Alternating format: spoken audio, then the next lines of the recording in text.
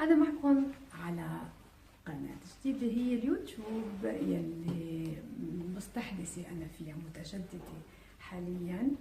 رح أكون معكم طوال السنة على كل المواضيع أو بكل المواضيع فلكية سياسية اجتماعية وأمور كثيرة رح نتحدث أنا وياكم فيها وأعرض لكم عن أفكاري، بعض الأمور يلي بنتواصل سوا أنا وياكم فيها، ويمكن أعبر كمان عن أفكاركم عبر هالقناة الجديدة بمواقع التواصل الاجتماعي اللي هي اليوتيوب. هلا عم نحكي عن الأبراج عن 2018. بهالفيديو رح نحكي عن برج الجدي وتوقعات برج الجدي لسنة 2018. الجدي عندك كوكبين مهمين هن جوبيتر وساتورن. ساتورن ببرجك، وانت ساتورن ببرجك بيكون مرتاح عنده لانه هيدا موقعه، اذا رح تكون منسجم متناغم مع ساتورن، مش مثل ما كان القوس لما كان عنده وعمل له خربطات. عندك ساتورن بينسجم مع افكارك، مع هدوءك، مع سيرك البطيء نحو الهدف، وهو رح يدلك على الطريق. بزيادة عن هيك جوبيتر كوكب الحظ موجود ببرج العقرب، أي في موقع جيد بالنسبة لك وهو برج مائي. إذا عندك كتير أمور، رغم إنه في إيجابيات وسلبيات السنة رح تتأرجح بيناتها حسب الأوضاع الفلكية وحسب الطوالع كل شهر. بس اللي بدي اقول لك اياه انك رح تتخلص من الازمات ابتداء من شهر ايار. انت مثل السرطان والحمل والميزان، عندك شهر ايار مفترق طريق نحو الافضل.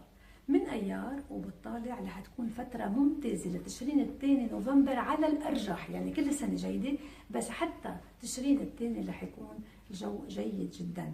يورانوس رح يفوت الى الثور برج ترابي مثلك، وجوبيتر رح يكون بالعقرب، ولو عملوا مواجهه مع بعض وفي بعض الاحيان بتصير تحس انه في شويه صعوبات بدك تتخطاها بس تتحداها بشكل جيد جدا.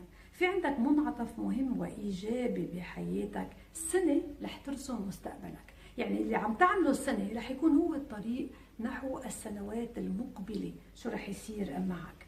رح تتخلى عن عادات قديمه.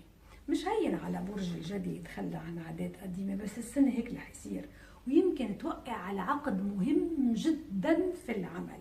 بالجو في غرام فجائي لقضية أو لشخص، والفترة الأفضل بتوقع بين أيار ماي وتشرين الثاني نوفمبر.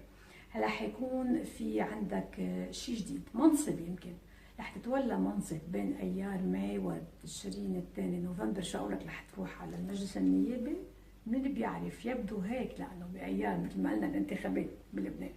بيسكنك كمان شغف كبير السنه وحب بيجتاحك، ربما امتين بين ايلول سبتمبر وكانون الاول ديسمبر، يعني بين ايلول واخر السنه، اخر 4 اشهر اذا كنت خالي او ما بعرف يمكن تكون مرتبط كمان ويصير عندك شغف وحب لشخص، او بيسكنك شيء مهم بتحس حالك مندفع نحو أمر ما أو نحو أحد الناس. تابعني دايما على اليوتيوب، تابعني كل السنة لنحكي قصص أكثر وأمور كتير مهمة ومن كل الأنواع، فلك وغير فلك. يوتيوب، إنستغرام، ماجي فرح.